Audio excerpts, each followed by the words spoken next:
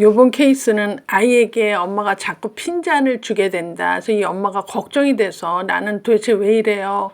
절 좀 도와주세요. 이제 이런 거죠. 근데 엄마가 두 아이를 키우는데 이제 큰애는 미술학원을 보내는 것 같아요.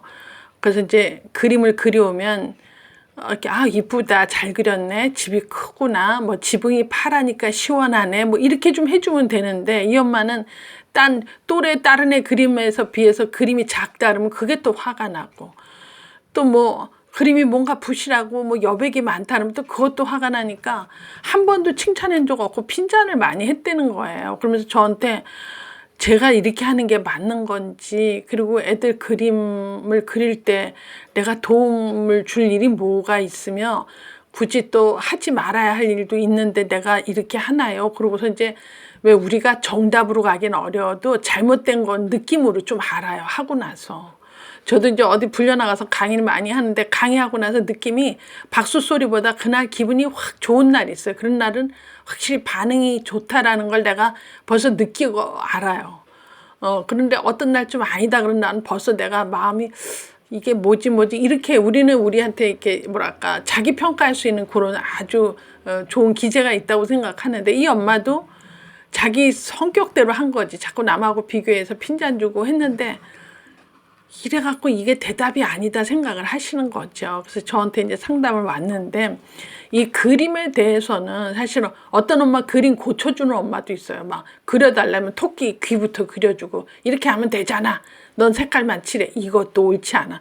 창의성에 다 방해되는 엄마죠. 그래서 이 한 만 5세짜리는 이제 만 5세 이후는 이제 예를 들어 동물원에 갔다 왔다고 칩시다. 동물원에 갔다 왔다 그러면 보통 엄마나 이제 유치원에서 뭐라 그래요? 동물원 가서 본 게 뭐가 있니? 그러면 토끼 봤어요. 그러면 그래? 토끼 본 거 한번 그려보자. 그리고 이제 흰 백지 주잖아요. 그럼 덜렁 토끼 그린 애들도 있고 못 그린 애가 있는데 어떤 엄마 막 토끼 그려줘요. 귀가 크지 않나? 이러면서 이런 일은 별로 하지 않아야 되는 일이다. 근데 어떤 애가 동물원 갔다 와서 그림을 그렸는데 큰 도화지에 동그란 원에다가 가운데 조그만 원을, 그러니까 큰 원, 조그만 원 두 개를 그린 거야. 그러니까 엄마가 이렇게 보고 뭐라고, 토끼라고, 그러면서 속으로 정말 우리 애는 그림에는 소질이 없구나라고 생각을 했다는 거죠. 이게 정답일까요? 그림은요, 그림 이야기를 꼭 들으셔야 돼요. 그래서 애한테 물어봐야 돼. 아들 이리 와봐. 이게 동그라미가 큰 거 있고 또 조그만 동그라미가 가운데 있는데, 어머 이게 어떻게 해서 토끼니? 엄마한테 얘기해 줄래? 엄마가 애가 얘기하죠. 작가의 설명이 있습니다.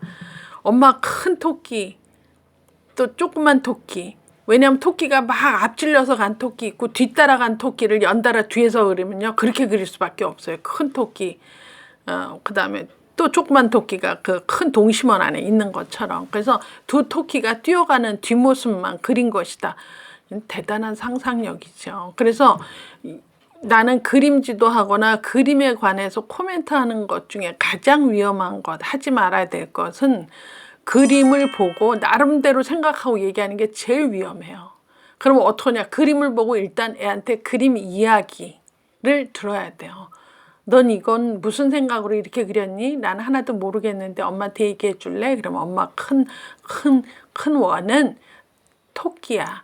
뒤따라가서 또 토끼들이 연이어 둘이 가는 거야. 그 뒤에서 그린 거야. 이러면 너무 기발한 발상이잖아요. 그래서 이렇게 이제 좀 그림 이야기를 듣고 얘기를 해줘야 된다. 사실은 그림이라는 것은 애들도 묘화 분석이라고 따로 이제 과목을 할당해서 이제 강의하는 대학도 있습니다. 그러나 애들 그림이 곧 그 아이의 마음이고 생각이고 그때 느낌을 말한다고 하죠. 그래서 그림을 통해서 우리 애가 지금 어떤 생각을 품고 있으며 어떤 마음을 갖고 있고 어디까지는 이해하고 있고 뭐는 지금 화가 나서 오해하고 있구나, 이런 것들을 다 알아낼 수 있는 게 그림입니다. 그래서 애들이 만약에 조금 병이 들었다 그러면 맨 처음 하는 게 이제 놀이 치료 하잖아요.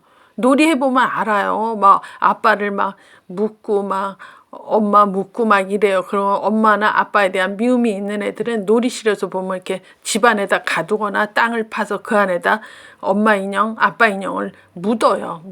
죽은 사람 묻듯이. 그럼 치료사가 너네 엄마 아빠 죽었니? 그런 얘기 안 합니다. 놀이 치료실에서 충분히 이미 다 묻고 다 죽이고 하는 일을 하면서 애는 마음적으로 카타르시스 하게 바라는 거죠. 그래서 이렇게 이제 하는데 되게 이제 1차적으로 병 났다면 놀이 치료시키면 놀이하면서 다 나와요. 그 마음의 상태, 감정, 느낌, 생각 이런 게 나오죠. 그래서 그걸 읽어주면 스스로 문제 가진 애가 그쵸, 수용되고 인정되면서 자기 스스로 갈 길을 찾아간다. 그게 놀이치료의 이제 키포인트인데, 미술치료 맞습니다. 미술에서요, 애들도 미술을 통해서 그 마음이 다 드러나요. 제일 쉽게 하는 거는요, 인물화 그리라 그러는데 너네 식구가 몇이니? 그러면 우리 4명이에요. 그럼 어떻게 4명이야? 엄마, 아빠, 나, 동생. 그래. 아, 그래? 너네 식구들 그릴 수 있니? 그럼 네. 그리고 그려요. 동그라미 4개 그리잖아. 그리고 이제 애들 인물 그리려면 몸통, 목, 다리 이런 거 안 그려. 왜냐면 사람은 얼굴이 다르기 때문에 그 동그라미 안에 얼굴 표정만 그리는 걸로 가족 식구 그림이 끝납니다. 그래서 동그라미를 그리는데 동그라미 크기에 따라서 정서가 달리 나타나요. 그래서 엄마를 제일 크게 그리고 볼련지에 귀걸이까지 했다. 나는 엄마에 대한 정서 상태가 가깝습니다. 우리 엄마는 해바라기고, 우리 엄마는 너무너무 사랑스럽고, 우리 엄마는 난 너무 좋아요. 그러면 엄마 얼굴이 제일 큽니다. 크기로. 어떤 집에는 얼굴이 동그란데 쬐끔해. 근데 거기에 눈밖에 없어.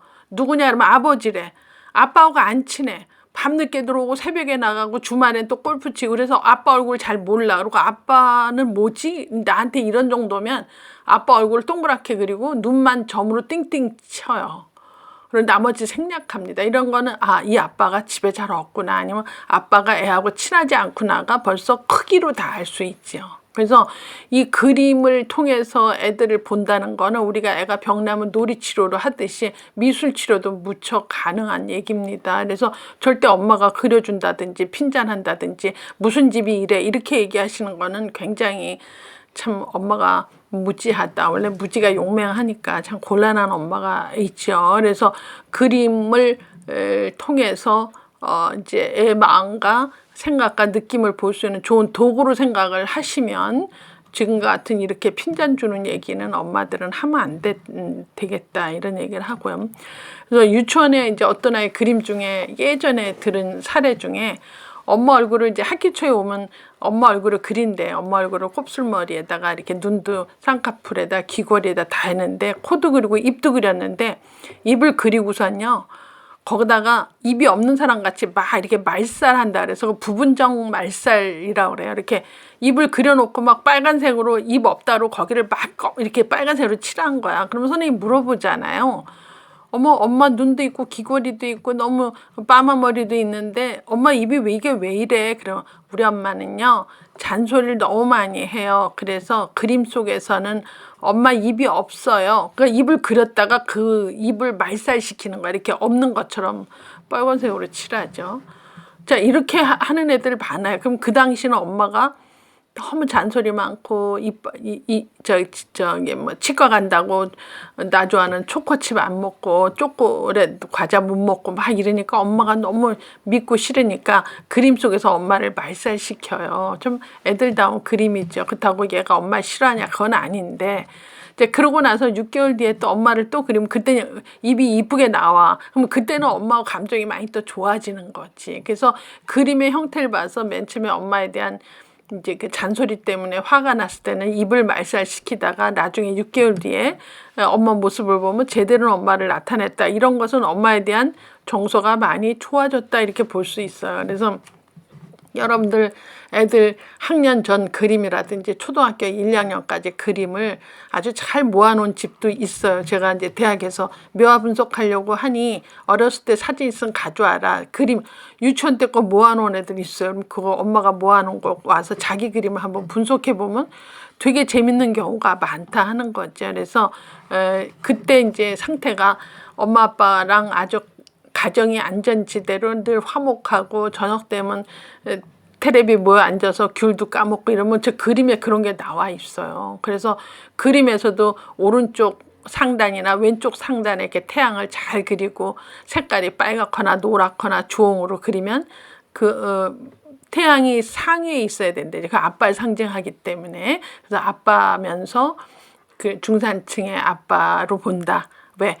태양은 좀 이렇게 하늘 쪽으로 그려져 있어야지 아빠 권위를 얘기하고, 아빠가 늘 우리한테 뭐 잉어빵도 사오고 왜 저녁 때 귤도 사오고 군고구마도 뜨끈한 거 사와서 자는 애 막 깨워서 먹이고 그런 아빠 있어요. 그런 사람은 그 따뜻함이 애들한테 남지요. 그래서 아빠 그러면 태양과 같은 존재에서 태양이 색깔이 밝거나 상단에 그리는 것은 그 이제 아빠를 상징하는 거다. 이런 게 이제 거의 묘화분 속에서는 교과서 같이 얘기가 되고 있어요. 그래서 아빠를 이제 그림 속에서 아빠의 느낌을 볼 수 있고, 또 식구들의 표정을 보면서 누가 가장 관계가 좋은지 이런 것도 쉽게 볼 수 있다고 합니다.